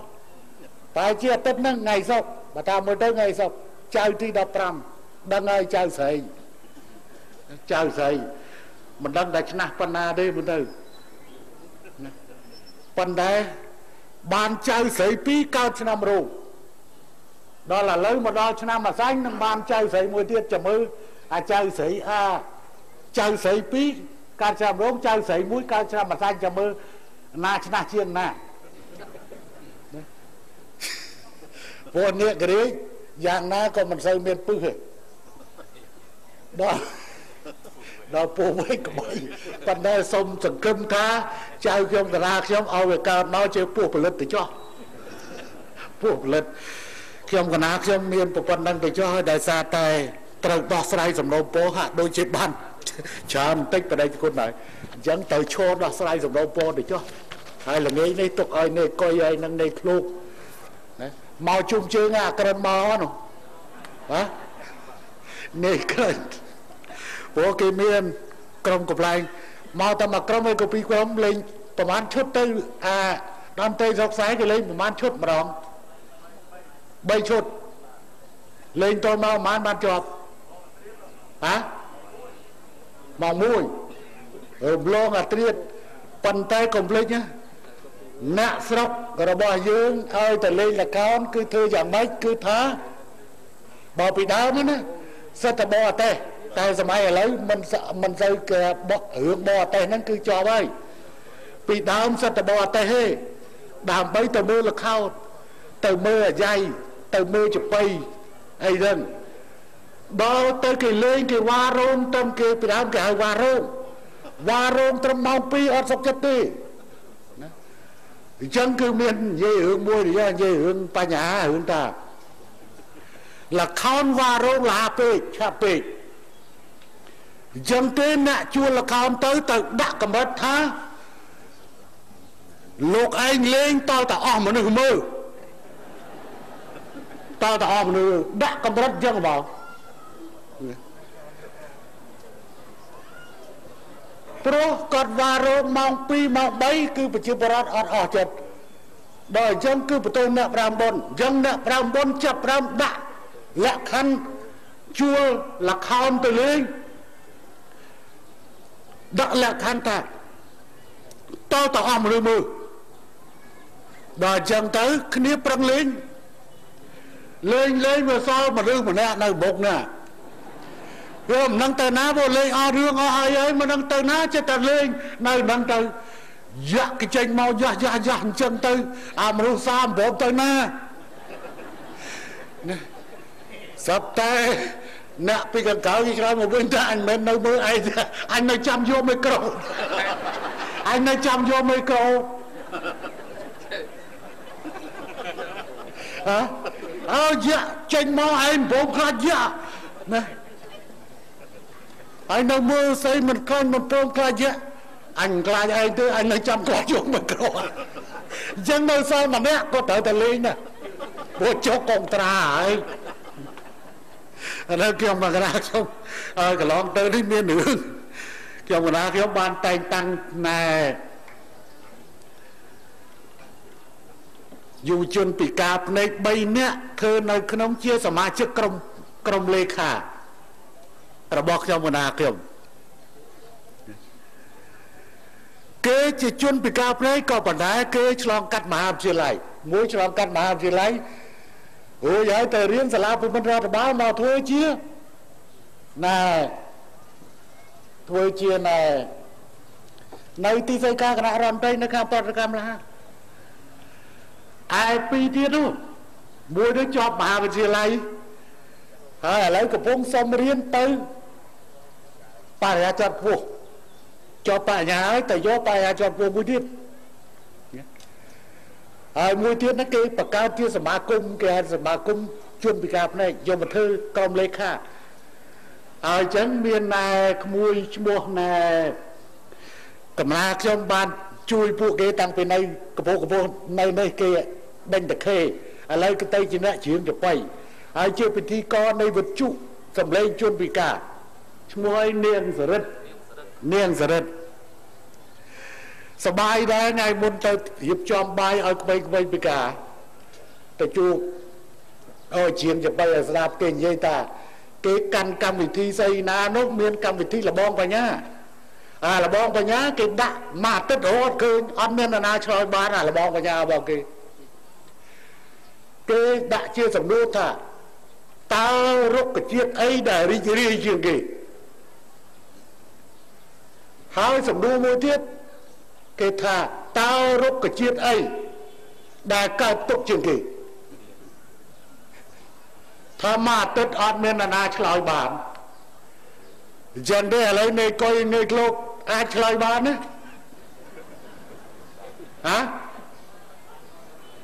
ឆ្លើយបាន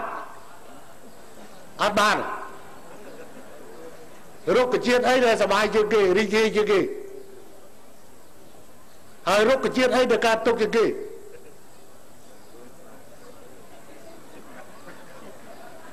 អូកណាអាហ្នឹងគឺថាជួនកាលយើងរៀននេះដល់យើងក៏មិនដឹងថាអីដែរថ្មីវាស៊ូយើងអត់ចេះគេដាក់មួយអាទិត្យឆ្លើយចេញមកសួរនាយករដ្ឋមន្ត្រីអង្គុយជាប់គ្នាអញ្ចឹងរុក្ខជាតិដែលសบายរីករាយជាងគេគឺគ្រូសើចរហូត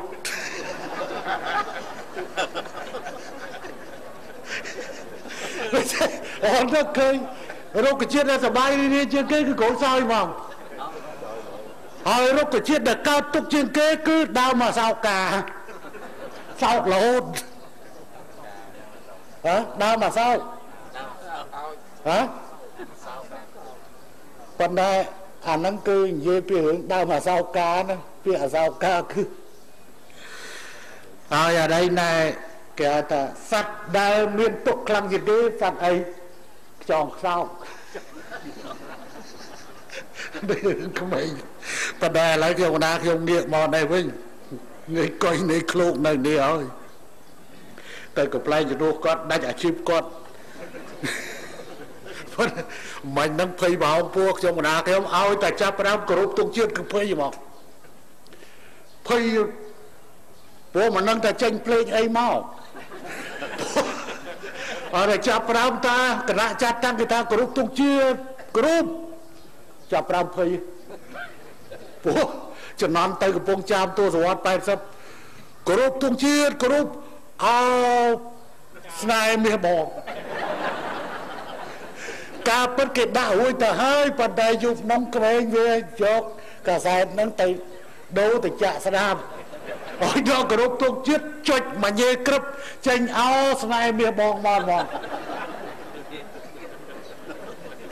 ចឹងឲ្យតែពេលគ្រប់ទុកជាតិខ្ញុំកណាខ្ញុំភ័យរឿងពីរទី1ចាក់វាអត់ចេញវាដាច់អ៊ីសេឬក៏ដាច់ភ្លើងចាក់វាមិនចេញអាហ្នឹងទី1ទី2គឺខ្លាចវាចេញចម្រៀងមកផ្សេងណាកែ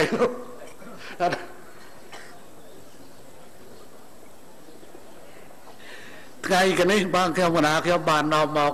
សម្រាប់បដិជគុណបាញ់មិញហ្នឹង1200 $12200 សម្រាប់សងថ្លៃជាពាក់ដែលបដិជគុណបាត់បាត់លើ$3លើ$3ជូនទៅឲ្យពីណាមានឲ្យនៃកុយ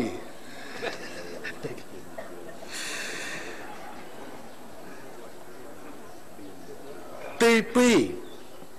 បច្ចៅអធិការនិងគណៈកម្មការអាចារ្យវត្ត5ដណ្ដប់វត្តថ្ងៃហ្នឹងបិទបាតដល់កប៉ុន្តែអីព្រមមានមនុស្សដែលចេញចាំចេញលុយហើយចាំមើលទី1វត្តជាផុចមិនវត្តហ្នឹងទេនៅកណ្ដោវត្តជាផុចគុំជាផុចបិណ្ឌបាតបច្ច័យមួយចំនួនជួសជុលប្រាសាទជួសជុលព្រះវិហារទី2វត្តពន្លៃគុំកោសបិណ្ឌបាតបច្ច័យមួយចំនួនបន្តកសាងព្រះវិហារមានជួសជុលហើយមានបន្តកសាង ទី3វត្តពើស្អាតឃុំកំពង់ស្រែបណ្ឌបាតបច្ច័យមួយចំនួនបន្តកសាងឧបដ្ឋានសាលាទី4វត្តក្រាំងចេតិយឃុំតពាំងស្រែបណ្ឌបាតបច្ច័យមួយចំនួនបន្តកសាងកុដិទី5វត្តសុពីឃុំតពាំងស្រែបណ្ឌបាតបច្ច័យមួយចំនួនជួសជុលឧបដ្ឋានសាលាទី6វត្តច័ន្ទគ្រឹស្ណាឃុំជ្រេះបណ្ឌបាតបច្ច័យមួយចំនួនជួសជុលកុដិទី7វត្តភ្នៀតឃុំស្វាយជ្រុំបណ្ឌបាតបច្ច័យមួយចំនួនបន្តកសាងឧបដ្ឋានសាលាទី8វត្តចន្ទ្រារស្មីសាមគ្គីឃុំស្វាយជ្រុំបណ្ឌបាតបច្ច័យមួយចំនួនបន្តកសាងព្រះវិហារទី9វត្តស្វាយតងឃុំស្វាយជ្រុំបណ្ឌបាតបច្ច័យមួយចំនួនបន្តកសាងឧបដ្ឋានសាលាទី10វត្តស្វាយជ្រុំឃុំស្វាយជ្រុំបណ្ឌបាតបច្ច័យមួយចំនួនបន្តកសាងឧបដ្ឋានសាលាទី11វត្តព្រៃគ្នេះឃុំព្រៃគ្នេះបណ្ឌបាតបច្ច័យមួយចំនួនបន្តកសាងឧបដ្ឋានសាលាទី12វត្តរស្មីកាមគីឃុំព្រៃរំដេងបណ្ឌបាតបច្ច័យមួយចំនួនបន្តកសាងព្រះវិហារទី13វត្តមេសាងឃុំព្រៃរំដេងបណ្ឌបាតបច្ច័យមួយចំនួនបន្តកសាងឧបដ្ឋានសាលាទី14វត្តព្រៃមូលឃុំព្រៃតតឹងបណ្ឌបាតបច្ច័យមួយចំនួនបន្តកសាងព្រះវិហារទី15វត្តអង្គក្អោបឃុំព្រៃតតឹងបណ្ឌបាតបច្ច័យមួយចំនួនបន្តកសាងក្លោដើម្បីកសាងព្រះក្លោងទ្វារ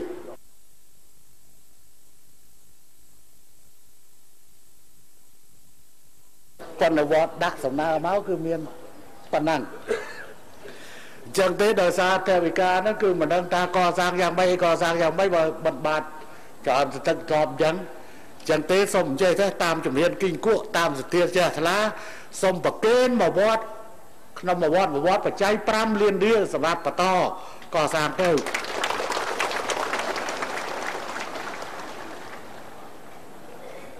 ហើយ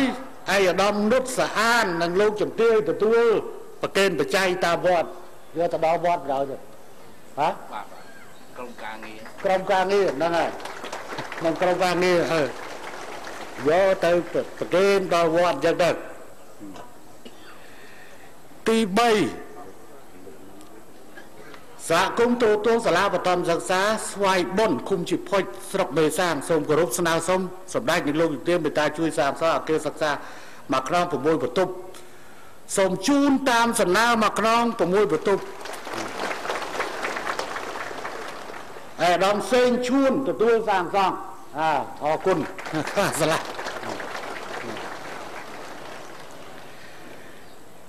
ទី4លោកនាយកលោកគ្រូអ្នកគ្រូសាលាបឋមសិក្សាបារាជ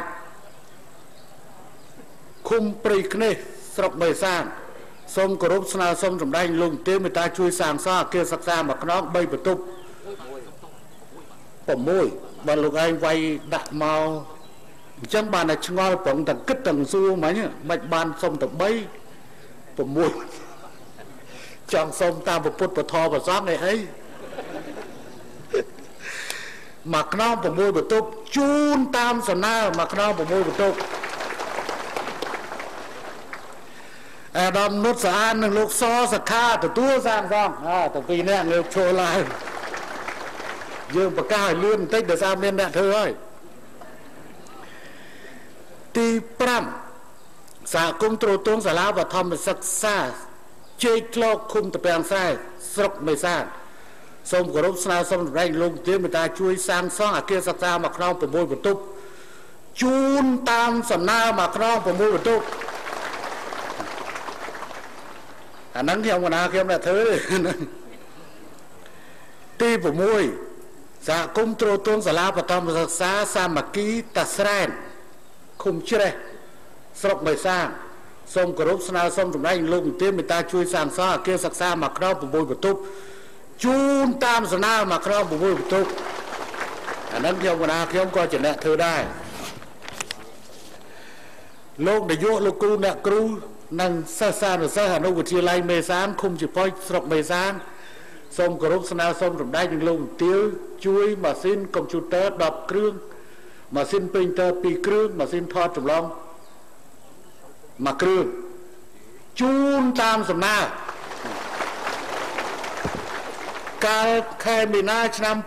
2008គឺថាបានមកម្ដងហើយក៏បានបញ្ជូនម្ដងហើយតែសម្ភារៈនោះវាចាស់ហើយឥឡូវហ្នឹងគឺយើងជូនឲ្យថ្មីតទៅទៀតសម្រាប់កូនក្មួយចៅរៀនតទៅទៀតណាហើយនៅវិទ្យាល័យអស់ហ្នឹងក៏គេកាត់ដេរនៅដែរហ៎នៅរៀនដេរដែរអត់ថ្ងៃទេរៀនប៉ុន្តែលេងកុំព្យូទ័រហ្នឹងក្មេងៗរៀនដែរឥឡូវគេភ្ជាប់អ៊ីនធឺណិតឲ្យនេះអត់មានទេតាក់ទងចេះ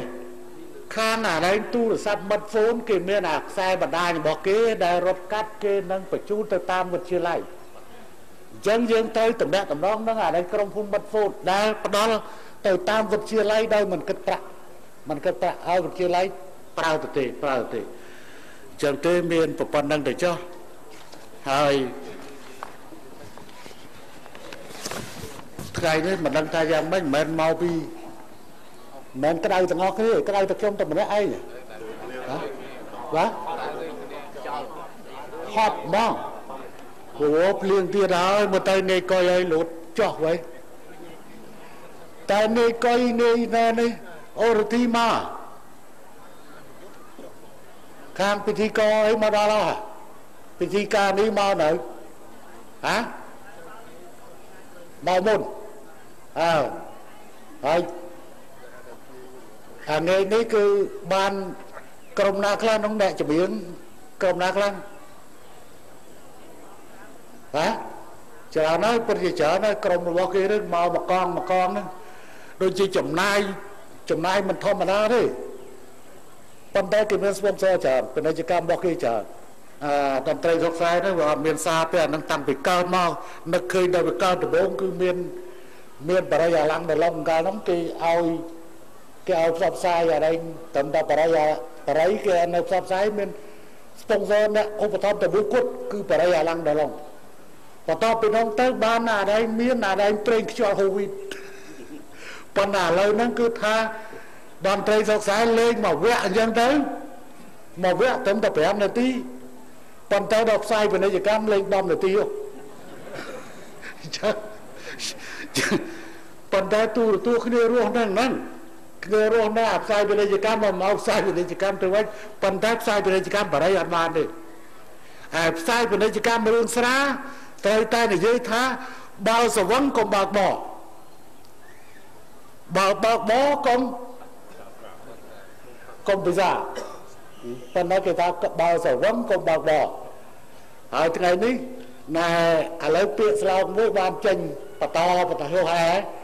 ថ្ងៃនេះនិងថ្ងៃស្អែកកុំឲ្យមានគ្រោះថ្នាក់ចរាចរណ៍ឥឡូវគឺហាក់ដូចជាបានទៅគឺខ្មែរយើងនៅអាមេរិកក៏មានធ្វើលិខិតមកស្នើសុំដើម្បីប្រើព្រោះយើងជាម្ចាស់កម្មសិទ្ធិអញ្ចឹងគឺខ្មែរយើងនៅអាមេរិកក៏ស្នើសុំអាភាសាហ្នឹងដើម្បីដាក់ជាភាសាខ្មែរផងជាភាសាអង់គ្លេសផងទៅលើអាតែមសម្បត្តិបោះស្អីគេដាក់ផ្សាយស្អីគេនោះអាហ្នឹងកម្មសិទ្ធិបញ្ញាប៉ុន្តែប្រកាសតែម្ដងទៅអ្នកណាយកទៅប្រើក៏បានដែរអត់ចាំបាច់សុំច្បាប់ទេព្រោះអាហ្នឹងសម្រាប់ទាំងអស់គ្នាអេអៀននៅណាឥឡូវនេះអីនេះអៀនមួយនេះនៅក្រសួងការពារជាតិទីប្រឹក្សាក្រសួងការពារជាតិពីដើមនៅស្រុកណាស្រុកវេសាហ្នឹងឥឡូវទៅនៅក្រសួងការពារជាតិហ៎ចឹងនៅនោះហ៎អាយុប៉ុន្មានហ្នឹងទៅមហា7នៅក្មេងដែរថ្ងៃនេះខ្ញុំបាននាំមកសម្រាប់លោកយាយលោកតាចំនួន200នាក់ក្នុងម្នាក់កណាត់សម្ដុំថវិកានោះ10000រៀលជូនក្រុមកៃរិទ្ធកម្ពុជា100នាក់ក្នុងម្នាក់ថវិកា10000រៀលជូនក្រុមយុវជនកាកបាទក្រហមកម្ពុជា100នាក់ក្នុងម្នាក់ថវិកា10000រៀលជូនសិស្សានុសិស្ស2878នាក់ក្នុងម្នាក់មានសភៅ2ក្បាលបិចម្ដាមថវិកានោះ5000រៀល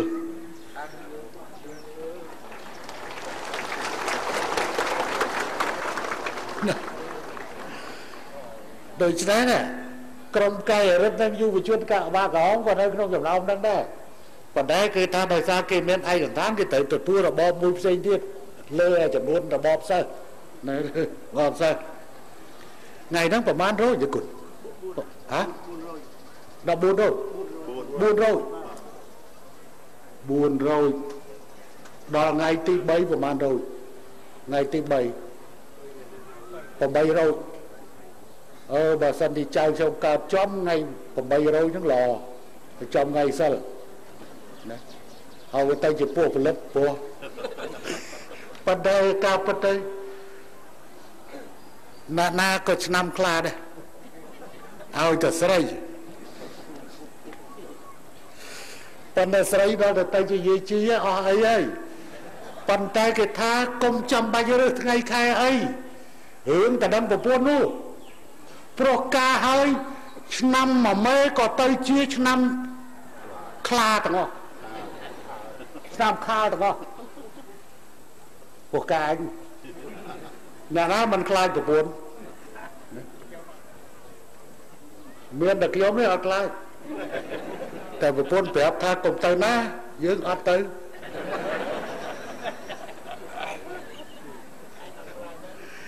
អាហ្នឹងឆាប់ជាប់រឿងតែសុំច្បាប់គេបានអាហ្នឹងចាំទៅបើគេសុំច្បាប់ហើយបែរជាគេធ្វើដូចជាមិនដឹងលឺអីចឹងណាមិនបាច់សុំលើកទី2ឬលើកទី3នៅផ្ទះទៅល្អជាកណាខ្ញុំអត់ខ្លាចគ្រាន់តែថាតែគេមិនឲ្យទៅគឺអត់ទៅតែប៉ុណ្្នឹងទៅជាប់រឿងជូនលោកគ្រូអ្នកគ្រូចំនួន264នាក់ក្នុងម្នាក់ថវិកា 30000 រៀលប្រកេនរោងទិសទាំង8ទិសនីមួយបច្ច័យ 50,000 រៀលប្រកេនសីមាអន្តកិលបច្ច័យ 1 លានរៀលជូនសាលាបឋមសិក្សាពូរោងឃុំជីផុចថវិកា 50,000 រៀលជូនវិទ្យាល័យមេសាងឃុំជីផុចថវិកា 1 លានរៀលជូនមន្ទីរពេទ្យបង្អែកស្រុកមេសាងថវិកា 2 លានរៀលជូនសាលាស្រុកមេសាងថវិកា 1 លានរៀលជូនក្រុមតន្ត្រីសម័យថវិកា 1 លានរៀលជូនក្រុមតន្ត្រីស្រុកស្រែថវិកា 5 លានរៀលពួកច្រើនជាលខោភាសាបន្តិចប៉ុន្តែមិនដឹងគេចែកគេថាម៉េចទេប៉ុន្តែឥឡូវគឺថាអារឿងហ្នឹងម្ចាស់ខាងទូរទស្សន៍គេអ្នកចេញលុយអានេះគឺយកទៅចែកទៅមិនចែកម្លេចគ្នាតាំងពីអ្នកបើកឡានតាំងពីស្អីទៅបានតែ10000ម្នាក់ក៏យកដែរចែកគ្នាអញ្ចឹងដែរតាំងពីពិធីករពិធីការនីអ្នកច្រៀងអ្នករំស្អីចែកគ្នាតិចបានតែ 5000 រៀលក៏យកដែរព្រោះអាហ្នឹងវាមិនមែនជារបបទូទៅឲ្យយកទេអាហ្នឹងខ្ញុំឧបត្ថម្ភផ្សេងចុងបញ្ចប់ហើយជាមួយនឹងការប្រកាសដើម្បីនឹងដាក់ឲ្យប្រើប្រាស់តាមរយៈការកាត់ឬសីមាថ្ងៃនេះនៅព្រះវិហារវត្តពូមង្គលឃុំពូរោងឃុំជីផុចស្រុកមេសានខេត្តព្រៃវែងជាមួយនឹងប្រកាសការផ្ដល់បន្ថែមនៅសមិទ្ធផលមួយចំនួនផ្សេងទៀតដែលនឹងចាប់5កសាងនៅពេលខាងមុខខ្ញុំប្រកាសណាខ្ញុំសូមប្រគិនពរចំពោះបដិជគុណព្រះសង្ឃជប់គ្រប់ព្រះអង្គជូនពរចំពោះឯកឧត្តមលោកជំទាវអស់លោកលោកស្រីនិងបងប្អូនជួនពលជាតិទាំងអស់សូមប្រកបដោយពុទ្ធពរទាំង4ប្រការអាយុវណ្ណៈសុខៈពលៈកំបីគ្លៀងគ្លាឡើយសូមអរគុណសូមអរគុណ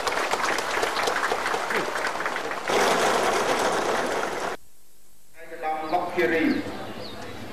ត្រូវបានបំពាក់មេដាយបន្ទាប់មកសមាជអគ្គមហាសេនាបតីតេជោហ៊ុនសែននាយករដ្ឋមន្ត្រីព្រះរាជាណាចក្រកម្ពុជាអញ្ជើញបំពាក់គ្រឿងឥស្សរិយយសរបស់ព្រះរាជាណាចក្រកម្ពុជា ប្រគេននឹងជូនដល់ឯកឧត្តមលោកជំទាវជាអិសរាជជនជាន់ខ្ពស់និងសប្បុរសជននានាចំនួន10រូបដែលបានចូលរួមចំណែកជាមួយរាជរដ្ឋាភិបាលកម្ពុជាក្រោមការដឹកនាំប្រកបដោយគតិបណ្ឌិតរបស់សម្ដេចអគ្គមហាសេនាបតីតេជោហ៊ុនសែននាយរដ្ឋមន្ត្រីព្រះរាជាណាចក្រកម្ពុជាក្នុងការកសាងសមត្ថភាពសង្គមឡើងវិញក្នុងនោះរួមមានគ្រឿងឥស្សរិយយសមនីសរភ័ណ្ឌថ្នាក់មហាសិរីវ័នប្រគេននឹងជូនប្រជាជនហិនសុខុមគ្រឿងឥស្សរិយយសព្រះរាជាណាចក្រកម្ពុជាថ្នាក់ជាតបការជូនឯកឧត្តមផុនប៊ុនថាល់ឯកឧត្តមហ៊ុនច័ន្ទកក្កដាឯកឧត្តមលីម៉ៅឯកឧត្តមមុកធីរីគ្រឿងឥស្សរិយយសព្រះរាជាណាចក្រកម្ពុជាថ្នាក់មហាសិរីវ័នជូនលោកបេទីលេងលោកហ៊ីធួគ្រឿងឥស្សរិយយសសម្ដេចព្រះមហាក្សត្រយនីព្រះសិសវត្តមុនីវង្សកុសុមនរិរ័នថ្នាក់មហាសិរីវ័នជូនឯកឧត្តមសេងសមឌីគ្រឿងឥស្សរិយយសសវត្ថរាថ្នាក់មហាសិរីវ័នជូនឯកឧត្តមសំសរ៉ាន់និងគ្រឿងឥស្សរិយយសមនីសរភ័ណ្ឌថ្នាក់មហាសេនាជូនលោកខំឈុំនៅក្នុងពិធីដ៏មានអត្ថន័យដែរបន្ទាប់ពីពិធីចែកអំណោយជានិមិត្តរូបជូនដល់តំណាងសាលាស្រុកនិសាងតំណាងការិយាល័យស្រុកតំណាងលោកគ្រូអ្នកគ្រូសិស្សនិស្សិតតំណាងយុវជនកាកបាទក្រហមកម្ពុជាសាកៃរិននិងតំណាងចាស់សិលវ័នចាស់សិលវត្តរីម៉ោងសម្ដេចអគ្គមហាសេនាបតីតេជោហ៊ុនសែននាយករដ្ឋមន្ត្រីព្រះរាជាណាចក្រកម្ពុជាអញ្ជើញឡើងព្រះវិហារដើម្បីប្រពៃពិធីកាត់រសីមាដើម្បីជាកិច្ចនៃការប្រពៃពិធីសម្ពោធឆ្លងសមរភនានាក្នុងទីអារាមវត្តពុទ្ធមង្គលចាប់ពីពេលនេះតទៅថ្នាក់ដឹកនាំមន្ត្រីរាជការកងកម្លាំងប្រវត្តិប្រសង់និងពុទ្ធបរិស័ទនិងប្រជាពលរដ្ឋទូទាំងខេត្តព្រៃវែងពិសេសប្រសង់នៃពុទ្ធបរិស័ទចំណុចជើងវត្តពុទ្ធមង្គលសូមលើកឧទ្ទិសសមិទ្ធផលដ៏ថ្លៃថ្លាបំផុតនេះប្រគេនចំពោះព្រះពុទ្ធសាសនាដើម្បីប្រសង់ធ្វើសង្ឃកម្មនិងពុទ្ធបរិស័ទគោរពប្រណិប័តជាយូរអង្វែងតរៀងទៅសូមបញ្ជាក់ថាវត្តពុទ្ធមង្គលគឺជាទីអារាមមួយដែលបានចាប់ប្រសិទ្ធិឡើងចាប់តាំងពីឆ្នាំ1743មកម្លេះព្រោះគឺជាទីអារាមមួយដែលមានវ័យចំណាស់ជាងគេបំផុតនៅក្នុងខេត្តព្រៃវែងនិងបានឆ្លងកាត់នៅប្រគល់ចក្រការជាច្រើនចំនួនមកហើយជាកសលនៅក្នុងរបបប៉ុលពតទីអារាមនេះត្រូវបានបំផ្លាញដោយរុក្ខទើបតែក្រោយថ្ងៃរំដោះ7មករា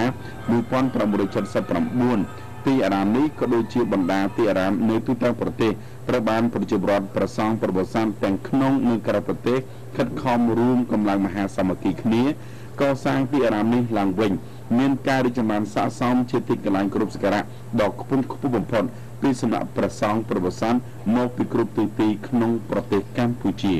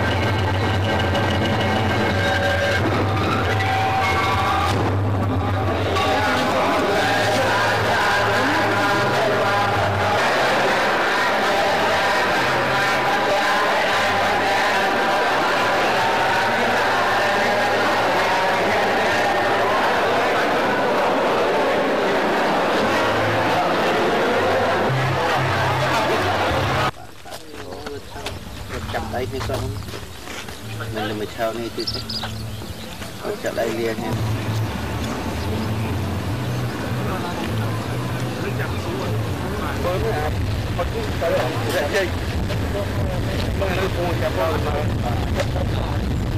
nó tôi sẽ cầu xuống cho công an này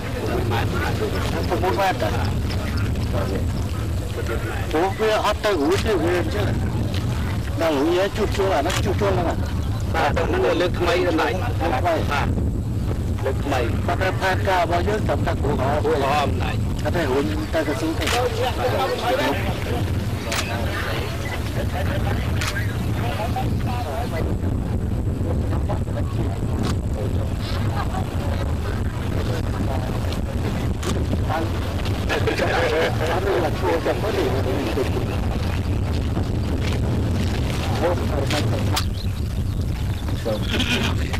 có một số bạch tập lớn